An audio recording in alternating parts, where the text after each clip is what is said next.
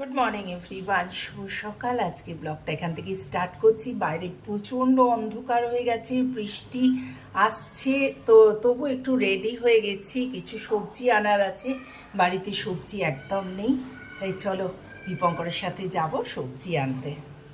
বাজার থেকে ফিরে চলে এলাম। এইবার দেখো কি কি এনেছি, তোমাদের সামনেই সব ঢালছি। আজকে বাজারটা বেশ ভালো পেয়েছি, মনের মতো পেয়েছি জানো। দাঁড়াও, পুরোটা ঢালি, ব্যাগ থেকে বার করতেই অবস্থা খারাপ। এই দেখো কত কি কিনে এনেছি আজকে, এক এক করে তোমাদের দেখাই। এই যে ফুলকপি, দুটো বাঁধাকপি, কত আমাদের লঙ্কা দেয় জানো তো। লঙ্কা বিনা পয়সাতেই, বেশি একটু কেনাকাটা করলেই এক মুঠো লঙ্কা দিয়ে দেয়। ক্যাপসিকাম,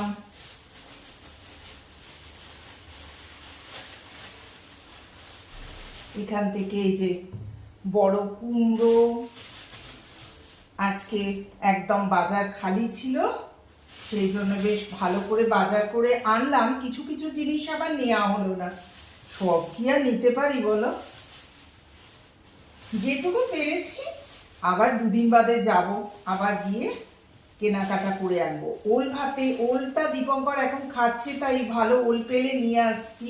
কিন্তু ওলের ডালনা খেতে আমি ভীষণ ভালোবাসি, ওলের ডালনা ও খায় না, একার জন্য আর করা যায় বলো। সুন্দর করে এখানে সাজিয়ে তারপর তোমাদের দেখিয়ে নিয়ে আমি এবার তুলবো। আজকে আবার ফ্রিজের সবজি জিনিস বাক্সটাকে ধুয়েছি। যাই হোক, এইগুলো নেওয়া হয়ে গেল।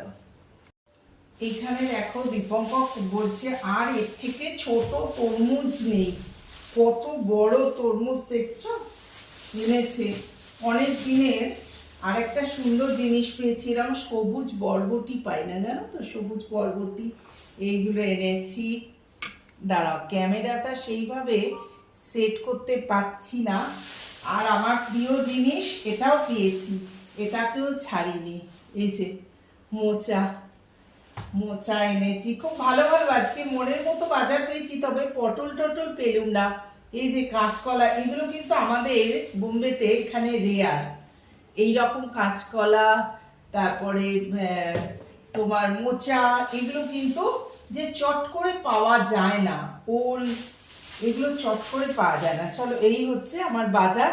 এবার দেখাচ্ছি মাছ কি কি কেনা হয়েছে তোমাদের সামনে থেকে। এক ঝলক আর এক ঝলক বাজারটা দেখিয়ে দিই।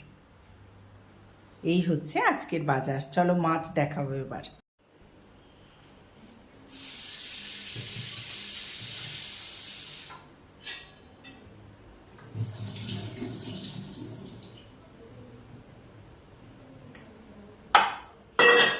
দেখো কি কি মাছ আনা হয়েছে।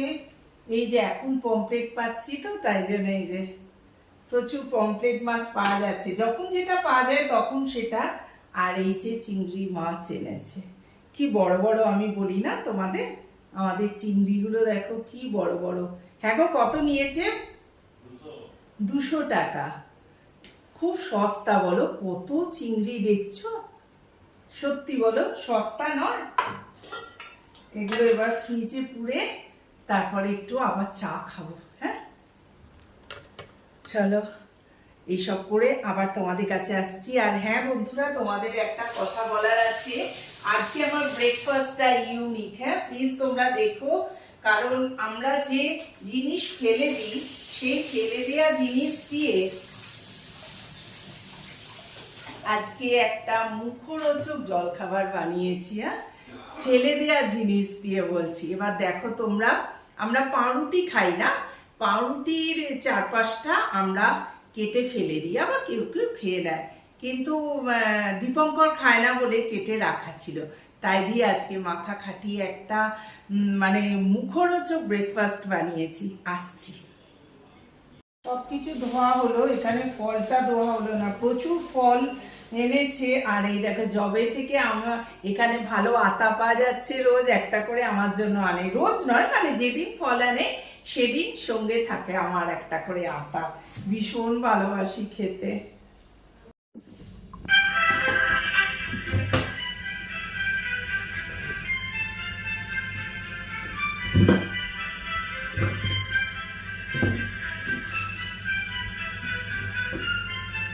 এটি